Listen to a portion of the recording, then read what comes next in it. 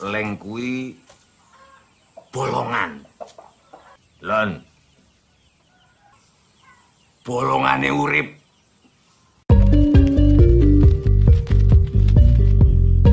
Meski menuai banyak kontroversi, film berjudul Kucumbu Tubuh Indahku ini berhasil meraih berbagai penghargaan baik dalam skala nasional maupun internasional. Pada tahun 2019 lalu, film ini meraih 8 penghargaan dan 12 nominasi Piala Citra dan dinobatkan sebagai film terbaik Indonesia. Sebelumnya, film ini telah memenangkan Asian Pacific Screen Award sebagai film terbaik dan telah mengikuti berbagai ajang festival internasional di Venesia. Ya, sebuah film garapan Gari Nugroho ini diperankan oleh beberapa pemuka seni Indonesia. Sujiwo Tejo salah satunya. Berkisah mengenai lika-liku kehidupan seorang bernama Wahyu Juno yang merupakan adaptasi kisah hidup seniman Indonesia yang bernama Rianto. Jalan cerita film ini cukup panjang, bersetting pada tahun 1980-an hingga tahun 2000-an. Garin sang sutradara mencoba menggambarkan kondisi masa lalu sefaktual mungkin. Berbagai permasalahan terjadi, bermula dari gesekan antar kepentingan, baik dari permasalahan ekonomi, politik, sosial yang akhirnya harus mengorbankan budaya. Ya, sebuah film yang syarat akan paradigma dan budaya Jawa. Terlihat seorang laki-laki berbahasa Jawa kental berbicara. Laki-laki itu bernama Wahyu Juno. Dengan piwai, ia menceritakan bagaimana kehidupannya di masa kecilnya dahulu. Ia merecall kenangan yang sangat ia rindukan, masa-masa di mana ia tumbuh menjadi sosok dirinya saat ini. Pong teng pong cer pong teng pong. Ia memperagakan suara sang ayah yang memanggil Juno kecil untuk pulang. Juno kecil menyahut suara ayahnya itu dan berlari masuk ke dalam rumah. Meski hidup sederhana, Juno kecil harus melihat realita kehidupan dunia yang sesungguhnya. Tidak seperti anak-anak pada umumnya. Juno sedari kecil hanya hidup bersama dengan ayahnya di sebuah gubuk yang beralaskan tanah. Kala itu, terlihat Juno tengah bermain di sebuah hutan. Ia mencari bebatuan yang berlubang. Setelah menemukannya, langsung saja ia kencingi lubang di batu itu. Kehidupan dari dalam batu muncul ke permukaan. Seekor serangga pun keluar dari lubang.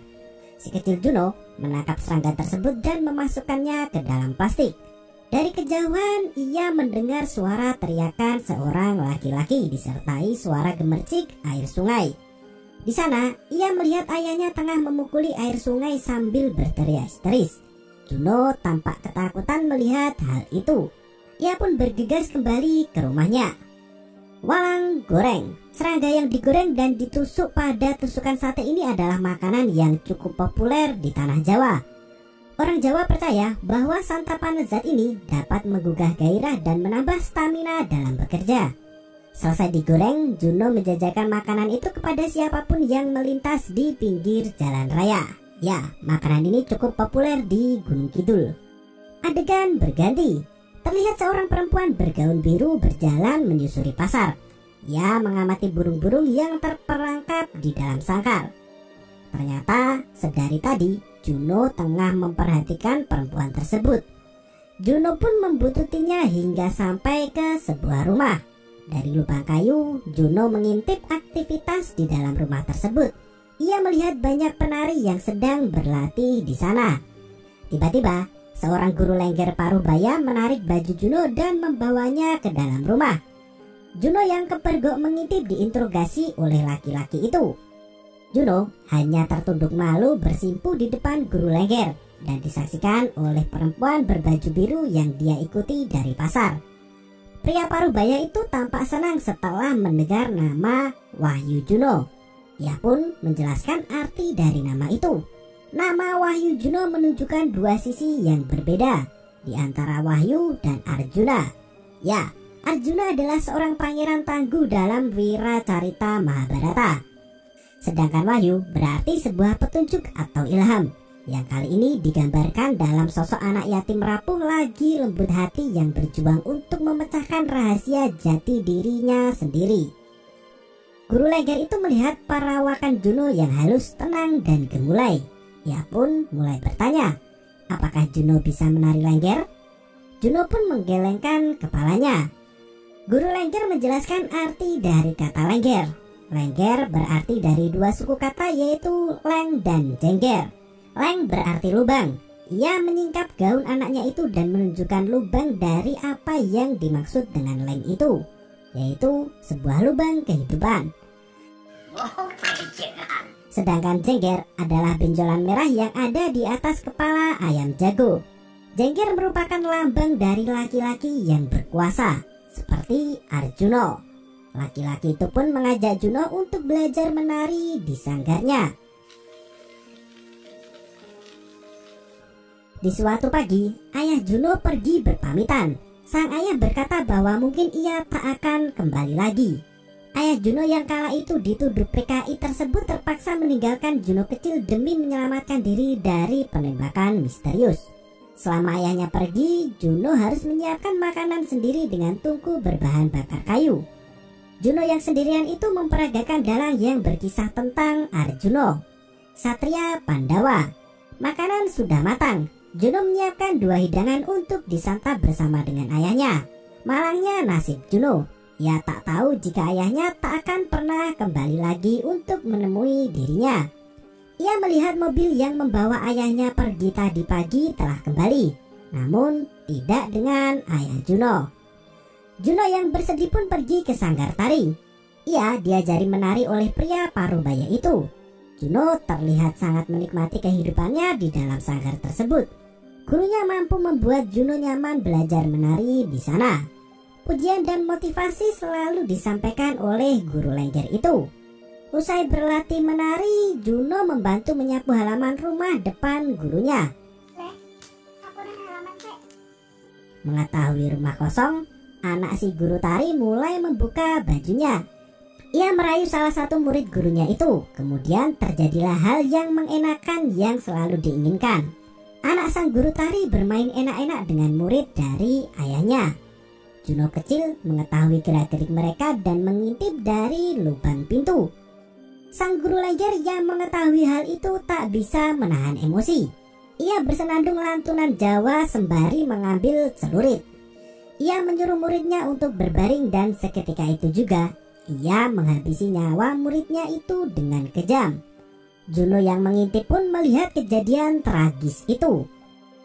Hari berlalu. Tampaknya Juno masih trauma dengan kejadian itu. Ia hanya bisa meringkuk di bawah meja ketakutan. Hingga akhirnya Tante Juno datang menjemput dan membawa Juno untuk ikut tinggal bersamanya. Yang namanya hidup itu cuma numpang ngintip urip. Pelan-pelan, Juno merangkak keluar dari meja dan mengemasi barang-barangnya. Mereka pun bergegas meninggalkan desa kelahiran Juno. Dalam perjalanan, Juno melihat anak guru tarinya sedang berjalan mengiringi jenazah kekasihnya. Juno hanya bisa berdiam berlindung di punggung tantenya itu.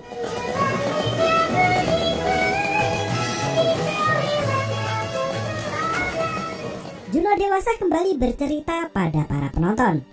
Ia berkata bahwa rasa ingin tahu Juno itulah yang menggerakkannya mengintip di semua lubang, mulai dari perkara kecil hingga perkara besar.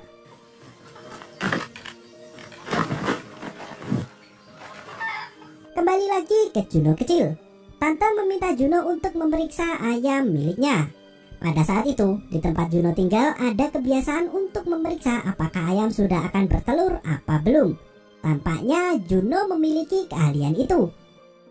Dengan sangat terampil, ia memasukkan jarinya ke lubang pantat ayam dan mencoba meraba keberadaan telur. Keahliannya itu diperoleh dari tantenya sendiri. Lambat laun, para tetangga Juno memeriksakan ayam mereka kepadanya.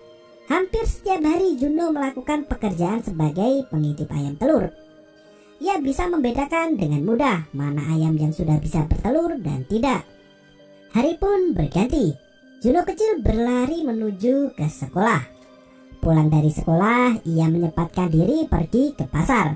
Di sana, ia dimintai tolong orang-orang untuk memeriksa ayam lagi. Semua pemilik ayam berbondong-bondong mendatangi Juno hingga terlihat antrian yang cukup panjang. Hal itu membuat tantenya marah. Ia tak suka kalau Juno terus-menerus memeriksa telur ayam. Tantenya ingin Juno lebih fokus pada pendidikan. Ia pun menghukum Juno dengan menusukkan jarum ke jari Juno hingga berdarah. Juno kecil tak menangis. Ia hanya meratap kesakitan dengan luka tusukan jarum di jarinya. Keesokan harinya, Juno tertidur di dalam kelas. Dari tangan yang terluka itu tercium bau menyengat. Juno pun dibully dan diolah oleh teman-teman sekelasnya. Ia terbangun dan disambut oleh kemarahan Pak Guru. Kapur tulis berwarna putih dimasukkan ke dalam mulutnya dan Juno dihukum untuk menulis di papan tulis. Entah apa yang dirasakan Juno, dia bukan menulis kalimat yang diperintahkan oleh Pak Guru. Namun dirinya justru menulis kata ibu. Ya, Juno yang telah ditinggal mati ibunya sedari kecil tentu sangat merindukan kehadiran sosok ibu dalam kehidupannya. Seorang guru perempuan pun masuk ke dalam kelas Juno dan langsung memeluknya.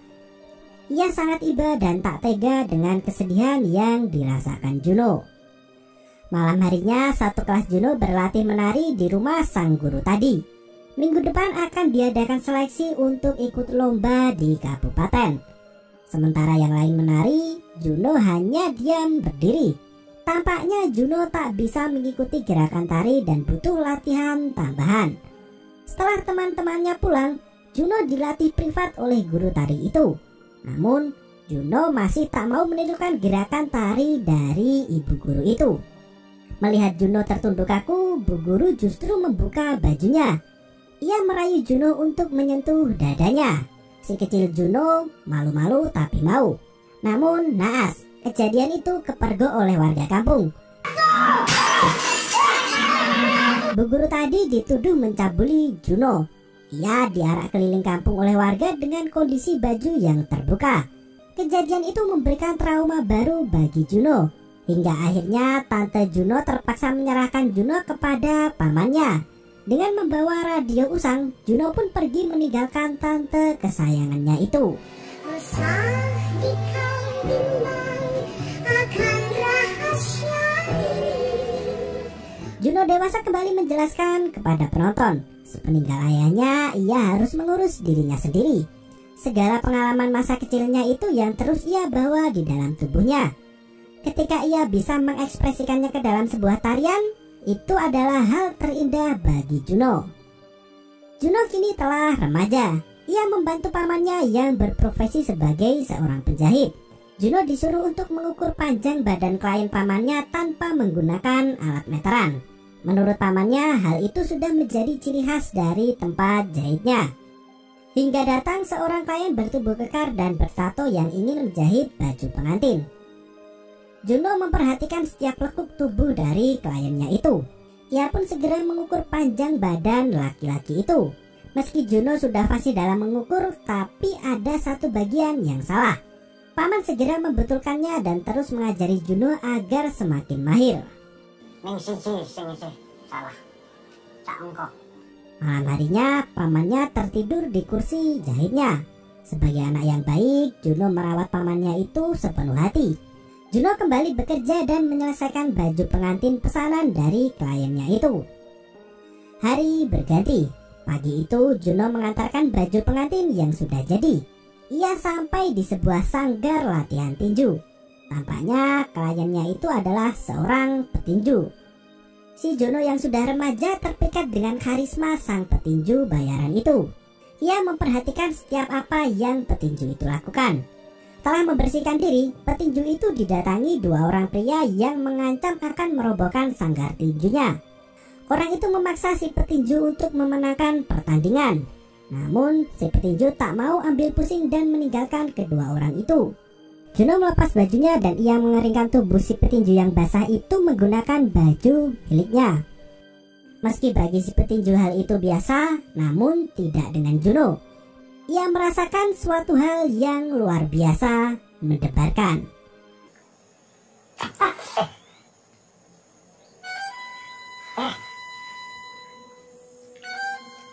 Semenjak dari pertemuan itu, Juno sering menemui si petinju di sanggar. Dengan sabar, Juno mendampingi dan membantu sang petinju latihan. Tampaknya ini kali pertama Juno jatuh hati. Di sela-sela latihannya, si petinju itu pun curhat tentang hidupnya pada Juno. Ia pun menceritakan kisah hidupnya yang bermula sebagai seorang petani yang kemudian bekerja sebagai target latihan petinju. Ia rela menjadi samsak hidup bagi para petinju. Hingga akhirnya dia berhasil menjadi seorang petarung. Sebagai anak pertama, si petinju itu merasa tidak pernah mendapatkan kasih sayang dari orang tuanya.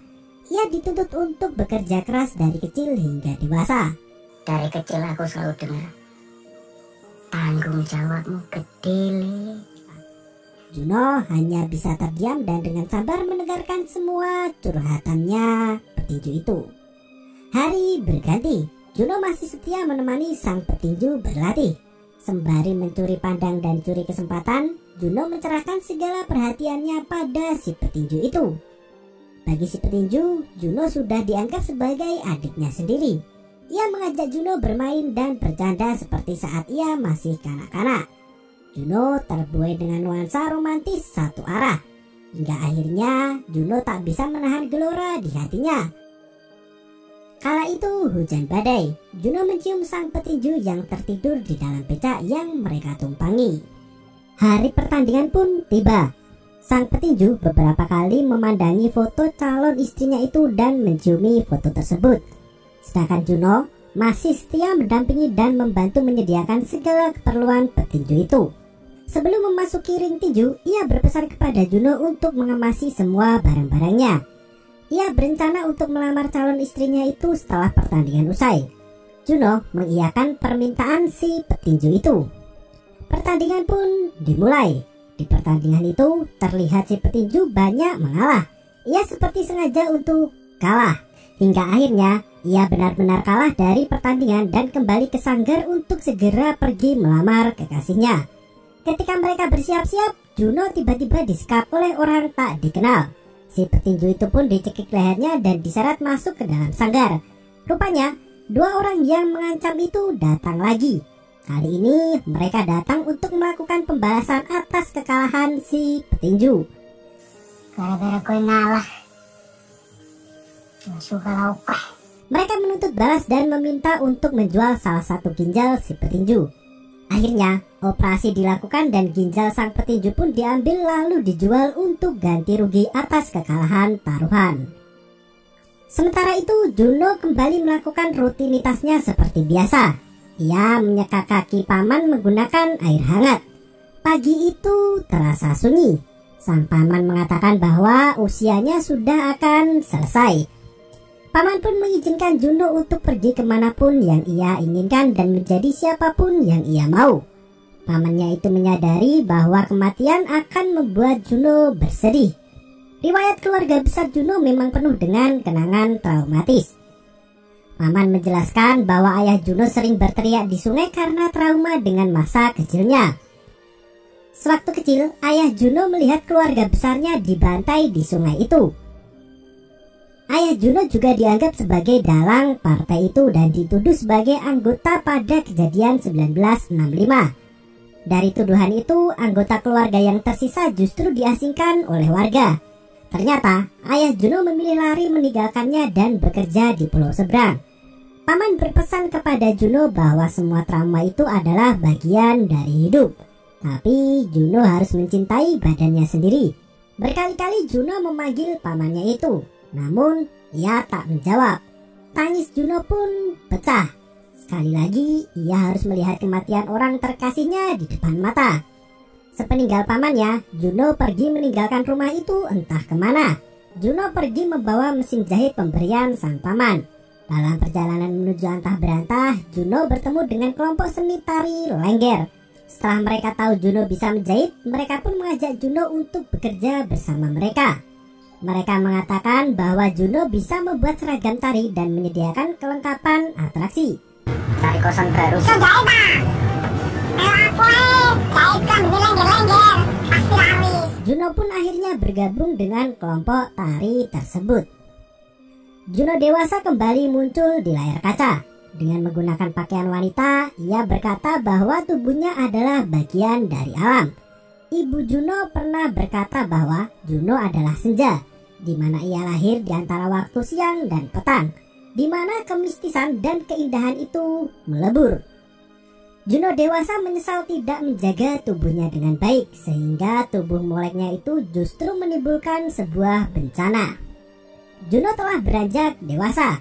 Ia melanjutkan hidupnya bersama dengan kelompok tari reog. Ia kembali berlatih menari.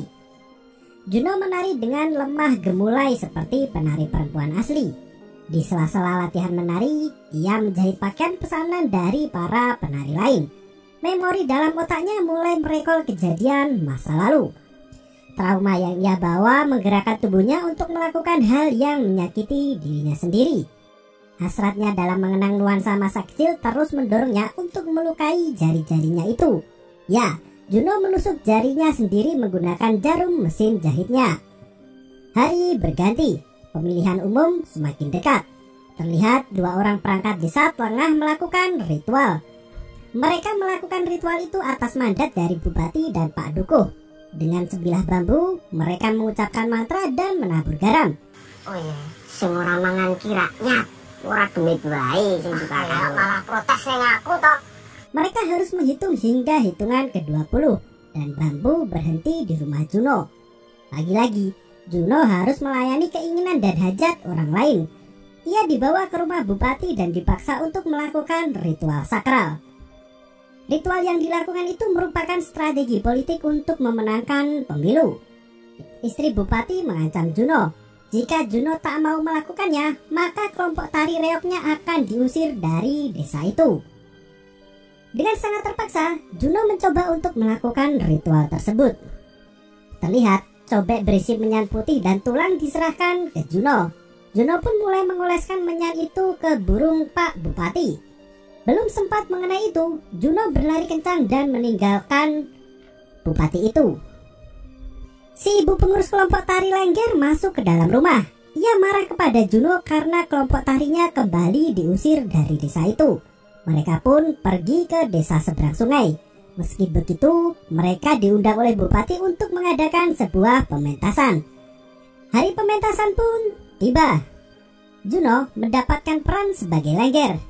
Ia berdandan sebagai seorang penari perempuan. Ia pun menyiapkan minuman untuk sang Bupati dan meletakkan minuman itu di meja depan. Tampaknya Pak Bupati sudah mulai jatuh cinta dengan Juno. Pasca kejadian ritual itu, Bupati itu secara diam-diam menggenggam tangan Juno dan Juno segera melepaskan tangan Bupati tersebut. Untuk menyelamatkan diri, Juno ikut tinggal di rumah penari Warok. Sebut saja Pak Warok. Pak Warok ini tinggal sendirian di sebuah gubuk kecil berlantaikan tanah. Di rumah itu, Juno memasak dan berlatih menari. Sementara itu, Bupati yang mengetahui Juno tinggal di Pak Warok marah besar. Ia merasa cemburu dengan Pak Warok itu. Aku ikut kah? Kelarang meneh. Bupati pun memberikan mandat kepada bawahannya untuk menghabisi nyawa Pak Warok. Pagi harinya, lagi-lagi Juno kepergok sedang melukai jarinya. Pak Warok yang melihat itu memarahi Juno. Ia mengatakan bahwa sebagai manusia tak boleh menyakiti tubuhnya sendiri. Nama Arjuno yang diberikan pada Wahyu Juno itu melambangkan kekuatan. Setiap tokoh sakti dalam wayang selalu memiliki tubuh halus dan lembut. Pak Warok kemudian meminta Juno untuk membuat sarung yang di dalamnya tergambar tokoh Arjuno, Lestar, dan Kampuh. Dengan sarung itu, Pak Warok telah menganggap Juno seperti anaknya sendiri. Juno mulai membuat sarung dari kain berwarna putih. Juno membuatkan ayahnya itu sarung batik yang penuh makna. Entah hasrat apa lagi yang ada di dalam hati Juno, malam itu Juno telanjang bulat tidur di samping Pak Warok. Mungkin Juno rindu dengan kehangatan tubuh dari ayah kandungnya sendiri. Di tempat yang berbeda, istri Pak Bupati tampaknya cemburu dengan sikap suaminya. Ia menyadari bahwa suaminya sudah tergila-gila dengan Juno. Yang dilakukan Bupati ketika menggenggam tangan Juno merupakan kesalahan fatal. Istri Bupati itu takut jika suaminya kalah dalam pemilu nanti. Juno berlatih menari bersama dengan Pak Warok. Kali ini Juno memainkan tari gemblak. Hingga setting tempat pun berpindah ke ladang jagung. Terlihat di sana Juno mengintip kerumunan di tengah-tengah ladang. Terlihat Pak Warok yang membawa cerulit masuk ke dalam sarung bersama dengan salah satu orang pemuda. Dalam tradisi, untuk menyelesaikan masalah akan dilakukan pertarungan di dalam sarung. Pak Waro pun mulai melibas lawannya itu hingga mati. Juno yang melihat kejadian itu pun berlari menuju ke tempat pemandian umum. Ia berteriak histeris sambil memukul-mukul air.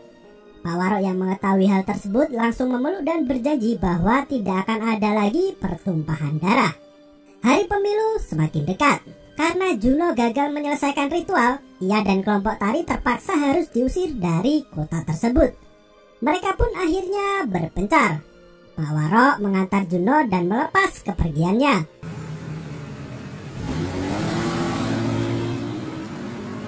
Juno dewasa kembali hadir berbicara kepada penonton. Ia berkata bahwa di setiap pementasan ia selalu membayangkan ibunya dan masa kecilnya.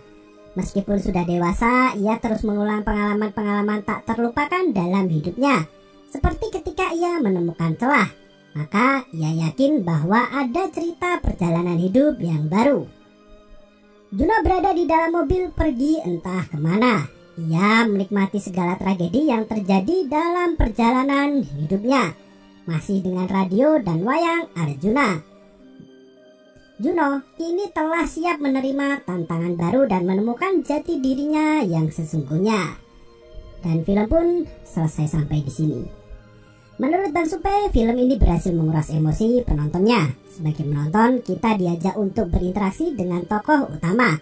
Selain itu, penonton juga dibawa masuk ke dalam suasana film.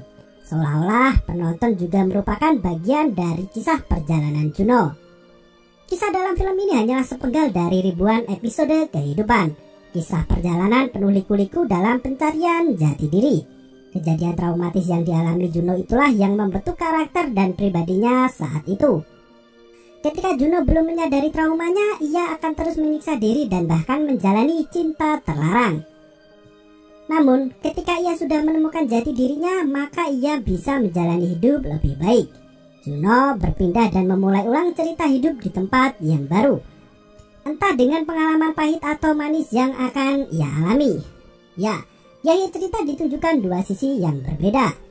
Istri bupati mendapati dirinya yang kesepian. Meski suaminya menang, namun jiwanya tetaplah sepi. Sedangkan Juno, meski dirinya kalah diusir dari desa dan terus mengubur semua cerita di desa itu, Juno yang sendirian tak pernah merasakan sepi. Ya, film ini sangat layak untuk ditonton sendiri. Kalau sama keluarga mungkin nggak begitu layak. Terima kasih dan sampai jumpa.